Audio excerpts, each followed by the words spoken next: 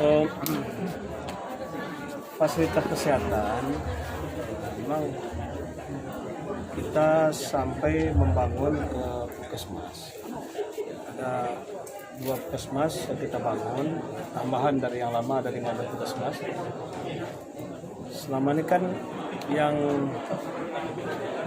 14 kecamatan, yang 2 puskesmas di Perawat. Kita sudah bangun di Sungapit tahun 2020. Kemudian tahun ini kita bangun puskesmas di Belutu, di Kandis. Artinya di penduduk yang kecamatan yang padat penduduknya itu dimungkinkan untuk dibangun 2 puskesmas. Memang rasio puskesmas sebetulnya kan minimal 10.000 penduduk sudah bisa satu puskesmas kalau di luar Jawa. Ini yang kita semakin lengkapi fasilitas puskesmas ini sehingga mendekatkan pelayanan pada masyarakat. Nah, kenapa di Mengkapan? Yang Mengkapan ini pertama jaraknya agak jauh ke Sungapit. Yang kedua Mengkapan ini perkembangan kampung ini pesat karena sudah ditetapkan juga ini kan menjadi kawasan industri dan pelabuhan. Orang mau ke Meranti bahkan ke Kepri, ke Batam, ke Balai kan lewatnya di Mengkapan nih. Juga ada pelabuhan Roro juga dari Roro dari Mengkapan ke Kampung Balak untuk ke Meranti. Nah kemudian insya Allah kan KSOP Pak Anin itu pindah juga ke Mengkapan. Dan itu artinya dari sisi pelayanan ke lingkungan, jadi kan naik kelas lagi di kelas 3 menjadi kelas 2 di Mengkapan. Nah, dan perkembangan itu cukup pesat sih, ya kan tidak banyak juga usaha-usaha sini. Ya, artinya ini kita untuk menegakkan pelayanan bagi daerah berkembang ini untuk kita bangunkan puskesmasnya dengan tenaga medis dan pelayanan medis serta peralatan kesehatan yang semakin baik sini. Kita harapkan pelayanan kesehatan akan lebih baik ya, di sekitar Mengkapan ini. Sini kan ada 7 desa minimal. Mengkapan, Sumerawa, Rawamekar, Punak, Teluk Lanus, Bonsur dan Lalang. Dilayani dengan puskesmas ini. Makanya insya Allah di Sungapit kita akan bangun rumah sakit TPD ya, di Kaliwara Permai. Insya Allah kita bangun rumah sakit juga di Kandis. IPM kita berkaitan juga dengan Ya, kalau IPM pasti berkaitan dengan kesehatan. Karena kalau ukur keberhasilan membangun kan ada 3. Dari sisi pendidikan rata-rata lama sekolah, dari sisi pendidikan kesehatan rata-rata lama hidup, dari sisi ekonomi ya pengeluaran per kapita. Makanya kalau pelayanan kesehatan semakin baik, ya mudah-mudahan harapan hidup dan rata-rata lama hidup itu kan meningkat. Itu otomatis akan meningkatkan IPM. Maka ini menjadi stressing kita, menjadi prioritas kita yang melaksanakan pembangunan yang mengarah nanti kepada peningkatan IPM masyarakat. Termasuk untuk di bidang kesehatan, ya, bagaimana derajat kesehatan bisa lebih baik di masa depan. satu lagi Pak, tadi penangkaran udang. Ya, penangkaran udang kami sudah tinjau yang punya Bang Bokori di Kaliwara. Ini cukup menjanjikan untuk meningkatkan ekonomi dan pendapatan masyarakat.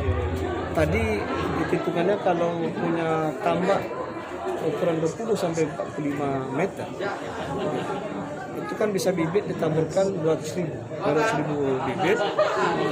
Selama 4 bulan itu bisa menghasilkan 3 ton atau 4 ton. Ya, dengan harga 80.000 per kilo itu nanti bisa ya, minimal kalau 3 ton saja 240 juta ya. Dengan modal produksi ya, 120 juta, 120 juta ya berarti masih ada 100 ya nggak 100 sampai 120 juta lah dalam 4 bulan. Itu kalau bulan sendiri ya, videonya itu masih bagi hasil. Jadi kan ada 6 kolam, ada 6 tambak. Nah makanya kami pikir di sepanjang pesisir Selat Lalang ini depannya ini cukup baik dan ini layak dikembangkan tambak udang yang dikembangkan seperti yang di Kaliwara Permai. Artinya kita harus ngerti selain nenas, insya Allah ke depan kita akan kembangkan ya, budidaya udang. Ya jelas pasti kalau mau kerja, ya kan, untuk budidayanya, untuk sekolahnya dan lain-lain. Itu pasti kalau bekerja, yang jelas mengangkat ekonomi. Kalau itu pun mungkin punya tambak pribadi, itu bisa meningkat ekonomi. Saya makanya tadi berpikir bagaimana dana desa kan 60% bisa untuk pemberdayaan masyarakat ekonomi kreatif. Kalau itu kita kembangkan untuk budidaya melalui tambak udang. Nah, dengan hitungan tadi kan, kalau umpamanya modal 100 juta, 120 juta dari satu tambak 2,45, kan kalau 6 orangnya bisa menghasilkan 4 juta per orang 1 bulan loh. Kan? Karena kan ya sekitar 25 juta lah, kan? 4 kali 5 20. Kalau 5 orang satu kelompok 4 juta. Kalau ada produk kurang mampu 10 orang, ya hanya mungkin dengan dana 200 juta, kan? Dari dana desa itu sudah bisa memberikan pendapatan yang lebih baik terhadap 10 kakak di satu desa. Itu dalam rangka pengembangan UMKM. UMKM-nya apa? Tambak udang dan juga penanggulangan kemiskinan di masa datang. Ya kita sinergikan APBD, kemudian insya Allah dari dana desa dan dari Basnas. Harapan kami ini kan bisa sepanjang pesisirnya kan yang tanah kosong bisa kita kembangkan dengan budidaya udang. Itu Pak, ini Basnas kan sudah banyak dikembangkan dari desa Pak. Masalah jalan raya Pak gimana Pak? Ya jalan tetap infrastruktur tetap menjadi prioritas. Kemudian, nah makanya kan prioritas kita ada dalam desa ke desa, kapal desa ke desa. Tambah ya kawasan strategis seperti pertanian, pariwisata dan industri. Mengenai jalan rusak untuk akan kita rawat. Tapi kan masih persoalan hari ini kan karena banyaknya kendaraan yang penghasilan tinggi, yang berat, membawa sawit, gitu kan. Masuk di CPO udah ada beberapa pabrik dengan tonase jalan kabupaten yang MSK 8 ton. Nah, ini kan kita apa nih? Dirawat nanti lewat lagi. Jadi kita kalau kita batasi ini masalah kita ekonomi masyarakat. Jadi kalau tak ada yang ngangkut TBS nggak mana pula. Siapa yang mau sawit? Nah, itu yang kita ya carikan satu solusi yang terbaik. Tapi ya jalan yang rusak terawat. Oke.